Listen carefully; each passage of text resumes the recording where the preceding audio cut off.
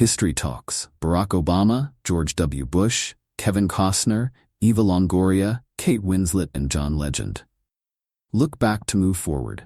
Two former presidents, one former First Lady, and noted historians, authors, academics, and journalists gathered Saturday at the Academy Museum for a History Talks event that looked at moments of conflict in the nation's past to bring perspective to the polarization of the present.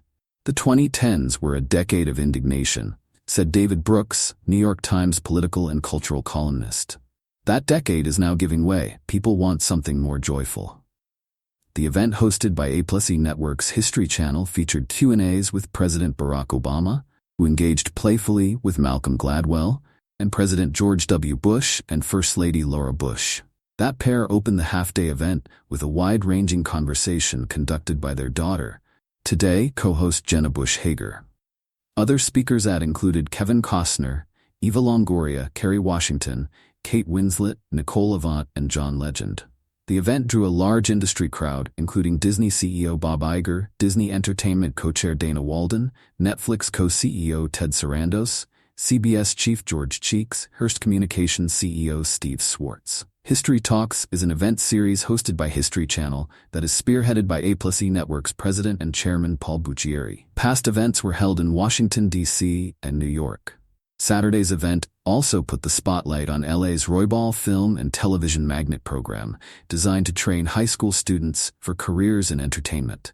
NBC News' Chuck Todd Brooks and historians Doris Kearns Goodwin, John Meacham, and Marcia Chatelain also contributed to the event.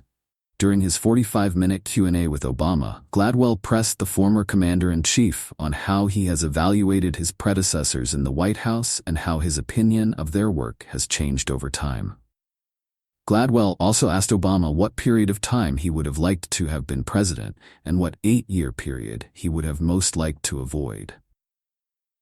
Obama didn't wait a beat before pointing out the hurdles faced by Franklin D. Roosevelt and Abraham Lincoln. That led Obama to reflect on why some presidents have enormous impact. Folks like King, Gandhi, Lincoln, there are certain figures that I just put in a different category because they reach down deep into our psyches, our souls, and they change how we fundamentally think about ourselves and our relationships to each other.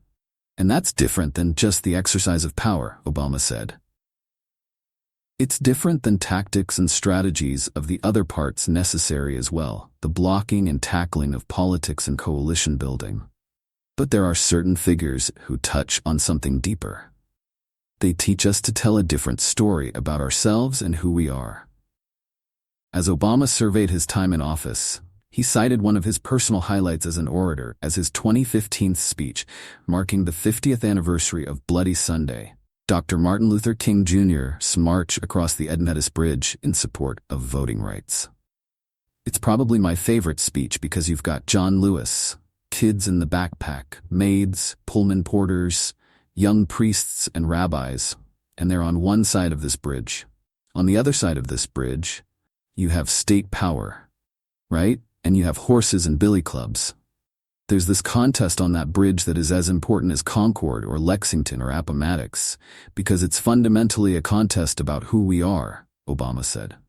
Among the highlights from other sessions, Kate Winslet. Winslet spoke of the inspiration provided by the journalist at the heart of her upcoming movie Lee, a biopic of Elizabeth Lee Miller, what was active in movie 2. The courage she had not just get herself there, Winslet said. She stayed with her eyes wide open, and she was that visual voice for the innocent victims of conflict. Kevin Costner, the Yellowstone and Horizon movie star, spoke with historian Goodwin about his childhood experiences and how they influenced him to pursue the stories of the American West.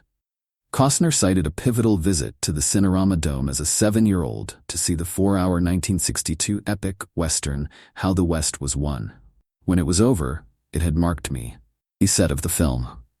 As he learns more about the complicated history of the period, his fascination for its impact on contemporary culture has only grown.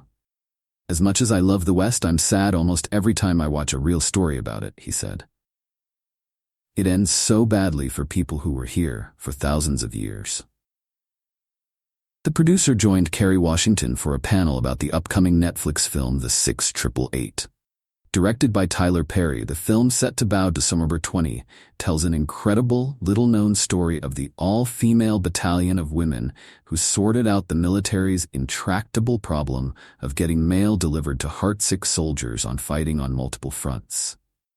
The idea that no one can get it done for years, and then they bring in a battalion of black and brown women who figured it out and changed the game and helped us win the war, Avant said. Eva Longoria, the multi-hyphenate, closed out the program with a short Q&A with musician John Legend, who performed 3 songs including Bob Marley's Redemption song. Longoria cited her long history of political activism, explaining that it was ingrained in her family.